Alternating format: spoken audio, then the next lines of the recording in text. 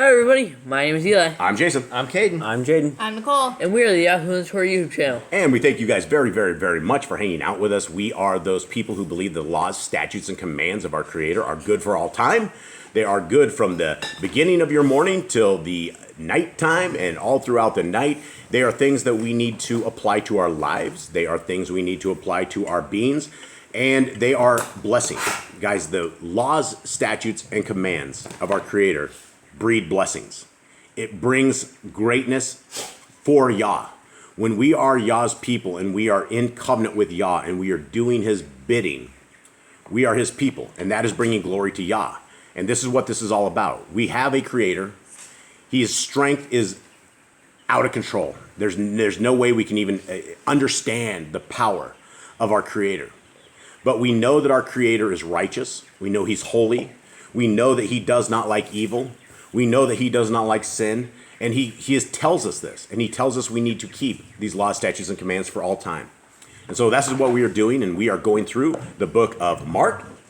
And we are a very war-strung family. And we are dealing with dogs right here like always. And as we sort our dogs and sort our war business out, we will continue on. So, I don't know if I need to pause this or these guys are being psychopaths or what. But it looks like it.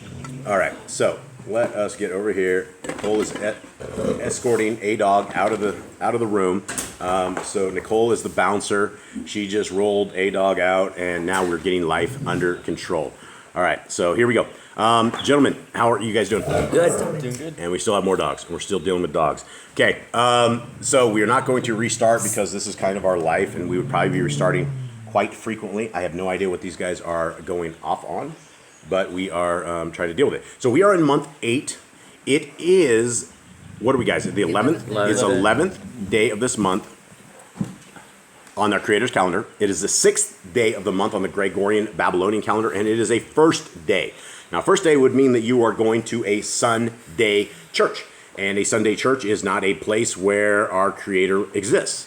He does not exist in a man-made building that is not ordained by him, that people are going to, that they're paying money to. And if it was a Sabbath, they were paying money on a Sabbath, and they're doing a whole bunch of other stuff and they should not be doing. And so here we are. And gentlemen, how are you guys doing? Good. How's everything? Good, yeah. How's what you guys have been?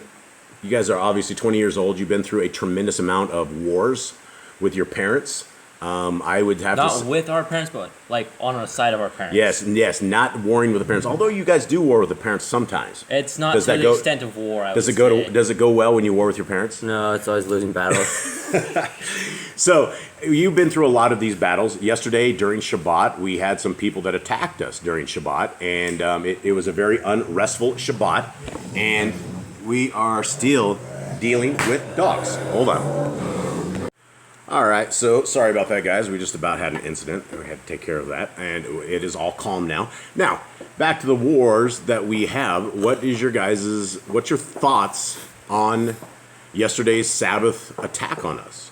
Under the circumstances that it's under, it just seems very evil. It seems very concealing, very exposing. It does seem a little exposing.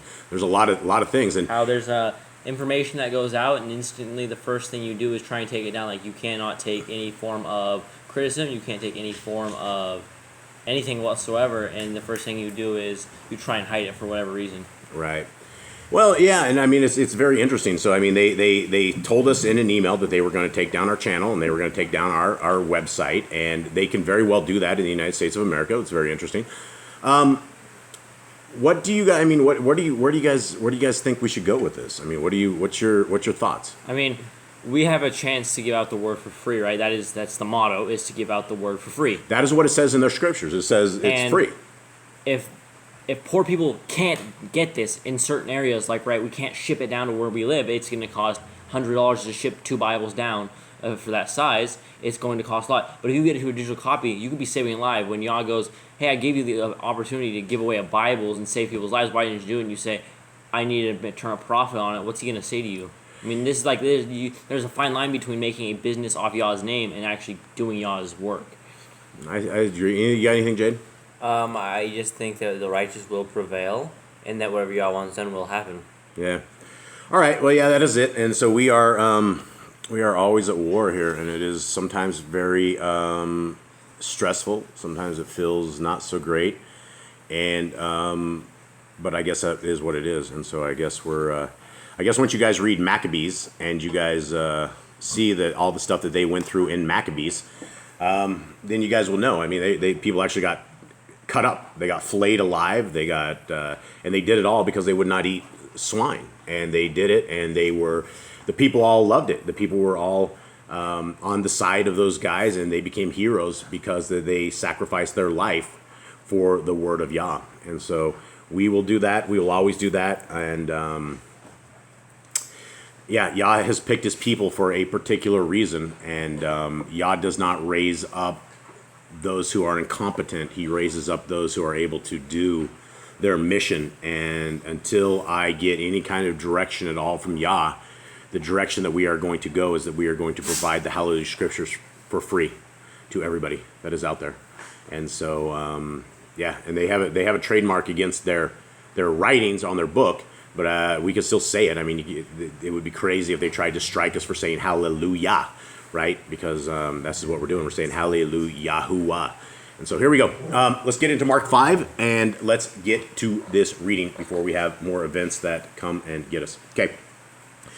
And they came to the other side of the sea, to the country of Gadarenes. And when he came out of the boat, immediately there met him out of the tombs a man with an unclean spirit, who had his dwelling among the tombs, and no one was able to bind him, not even with chains, because he had often been bound with shackles and chains, but the chains had been pulled apart by him, and the shackles broken in pieces, and no one was able to bind him. Okay, so what do we know of this right now? So he was really strong. Yeah, he was really strong. And he's hanging out in the tombs, hanging out in the graveyard. Yeah, he's hanging out in the graveyard. And you know, what do we? I mean, what can we make of this? It's a demon. He's got a demon that is Supernatural powers. like giving him supernatural powers. It causes him to hang out in the graveyard. Obviously, where the dead lie. Something that demons like is like their theme is like dead and death and things of that sort. So. Well, yeah, and I guess it goes under the thing of if you cut yourself, or if you have a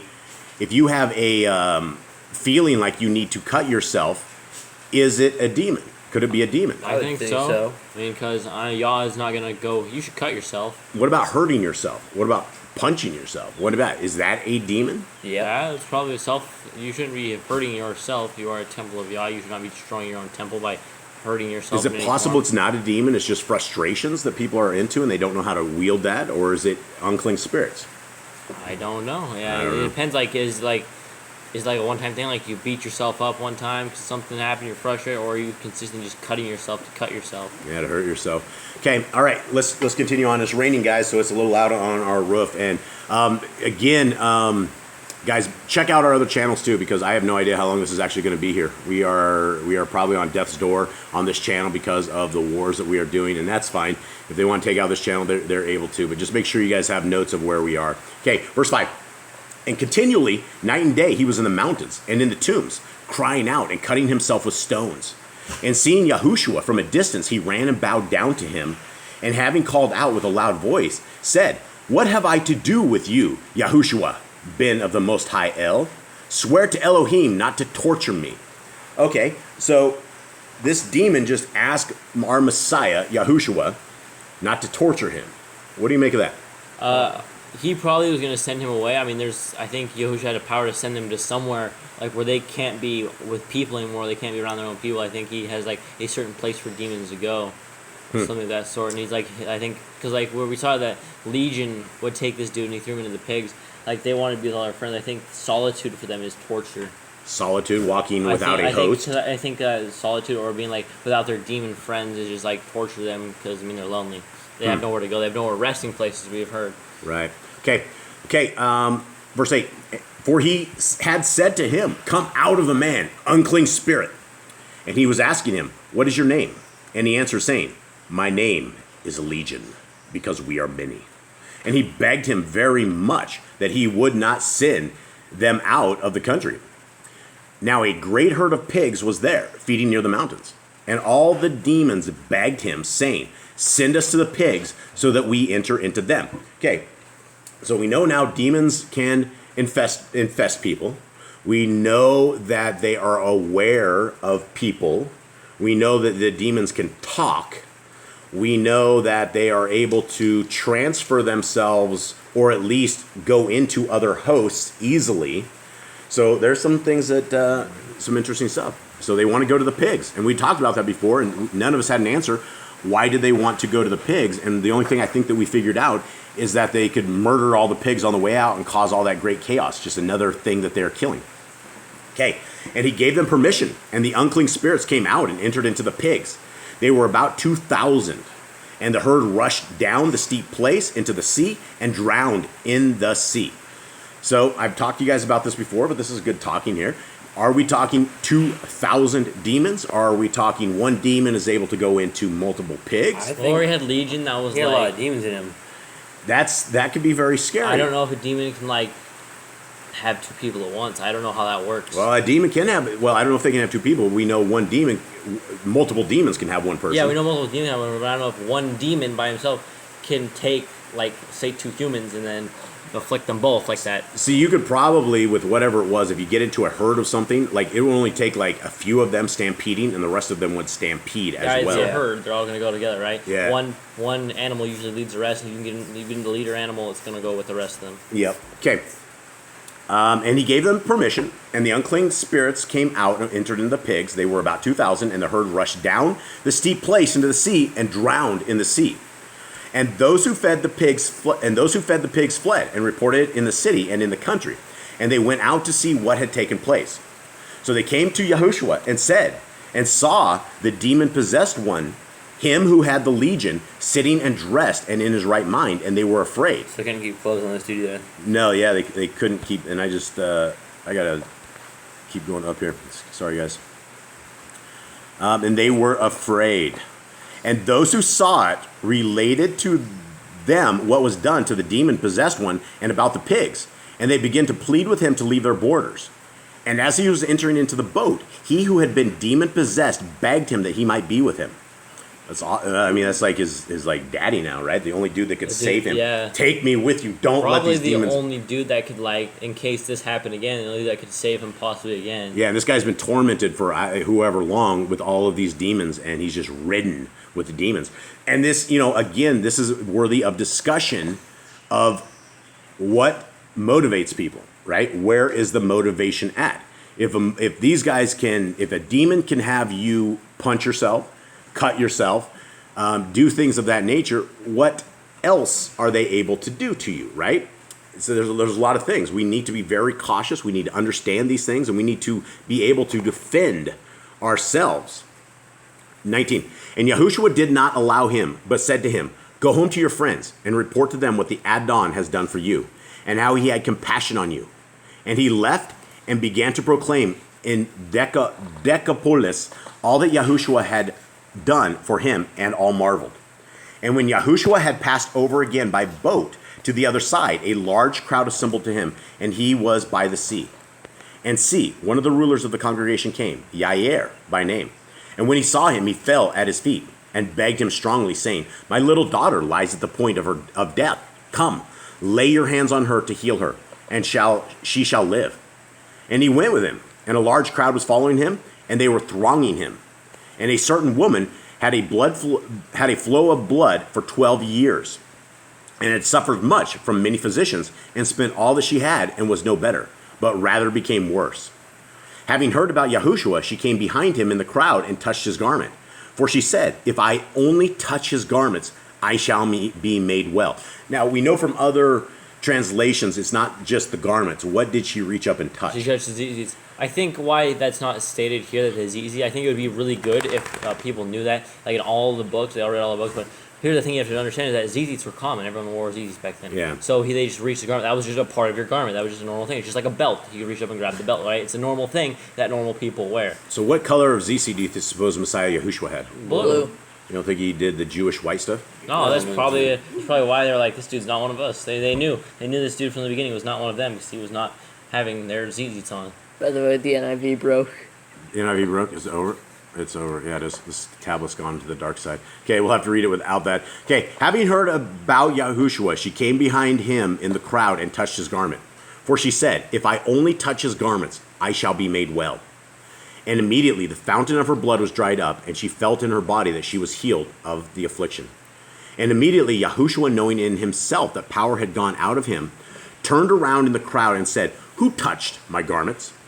And his Talmudian said to him, you see the crowd is thronging you. You say, who touched me? And he was looking around to see her who did this. And the woman, fearing and trembling, knowing what was done to her, came and fell down before him and spoke to him all the truth. And he said to her, daughter, your belief has healed you. Go in peace and be relieved from your affliction. And as he was speaking, they came from the ruler of the congregation, your daughter is dead. Why trouble the teacher any further? But having heard the word that was spoken, Yahushua said to the ruler of the congregation, do not be afraid, only believe. And he allowed no one to follow him except Kepha and Yaakov and Yochanan, the brother of Yaakov. So they came to the house of the ruler of the congregation, and much weeping and lamenting. See, this is where we see that these three again are like the closest to Yahushua in a certain matter here and anything. He always only, when there's something like he wants to show them, he only showed these three person. Like he had the closest relationship to these three. Every time something amazing happened, he only brought these three around. Yeah. I don't know what the relationship was with these guys, but they were all very, very close. I feel like these ones, because they gave their jobs, it doesn't talk about the other ones, what they did. They might not have been around all the time like these three were. Could be. Okay, so they came to the house of the ruler of the congregation and saw a commotion and much weeping and lamenting. And coming in, he said to them, why make this commotion and weep? The child has not died, but is sleeping. And they were laughing at him. And when he had put them all out, he took the father and the mother of the child and those who were with him and went in where the child was lying. And taking the child by the hand, he said to her, Talitha kume, which is translated, little girl, I say to you, arise. And immediately the girl rose up and was walking, for she was 12 years old, and they were completely astonished. But he ordered them many times that no one should know it, and said that she should be given to eat. So she might have been really hungry. She was sick, and when you're sick, you don't eat, right? And so when you're well, when you get better, you actually start eating. But when you're sick, most of the time you do not want to eat. All right, so what do we make of this? We've heard these stories before, but I want to keep them interesting enough that we see here that the only reason anybody was healed or survived or lived is because of their faith. If they didn't believe, they would have never been healed. The lady, if she didn't believe that she could touch it and be healed, she wouldn't have done it. If she was like, maybe I can be saved. If I touch it, I'll be healed. But she said, if I touch it, I will be healed. She knew. She believed. Yeah, very, very, very good point. I think with the second story here is that where he's like, don't tell anyone. I think people would have known that she's back alive. I mean, he was walking with all the crowd, and they're like, she's dead. Don't trouble him. And he's like, hold on, she's sleeping. They all laughed at him, and then she came back to life. I think there'd be a lot of people turning their heads to figure out what just happened. Well, yeah, they would be astonished. I mean, in this day and age, we don't hear of anyone coming back to life. It's quite the opposite. And so when we see something like this, and they had never seen stuff like this, right? And even in the back of the day, the physicians of that day were completely unskilled, I guess. It was very rare when you saw someone come back to life, like Elisha. He brought the one kid back to life. Yeah, Lazarus made right. it back. Yeah. Before Yahushua, there wasn't really anybody coming back from the dead. Yeah, and so this is all new stuff. So our Messiah is able to raise the dead. He's able to compose himself and contain himself when he's being attacked. He is able to turn the other cheek. He's able to show us things that we should be doing in our lives. This is one of the main reasons that we should be, if you say that you are a follower of Messiah Yahushua, or Jesus the Christ as you say, but you don't keep the law, statutes, and commands, then you're not a follower, because Messiah Yahushua kept the law, statutes, and commands of his Father. And so I guess if we want to represent, if we want to be like Messiah Yahushua, then we should begin by keeping the law, statutes, and commands of our Creator. And so it is very important. All right, anyone else have anything else? Read your Bibles. We will see you guys in the next one, and hopefully this channel will be around tomorrow. Yeah, hopefully this channel will be around tomorrow. Please check out the other channels, guys. Make sure you check out Yahuwah and the Torah.net. At any point when we are gone, that is where we will be, and we will be there until the end. And we thank you guys very, very much for being a part of our family. We love you all very, very, very much. May Yah bless you guys. May he keep you. May his light shine upon you. May his favor always be with you. And may you find grace. And may you find the faith of Messiah Yahushua. And have a wonderful day, everyone. All right. All right, Shalom. shalom.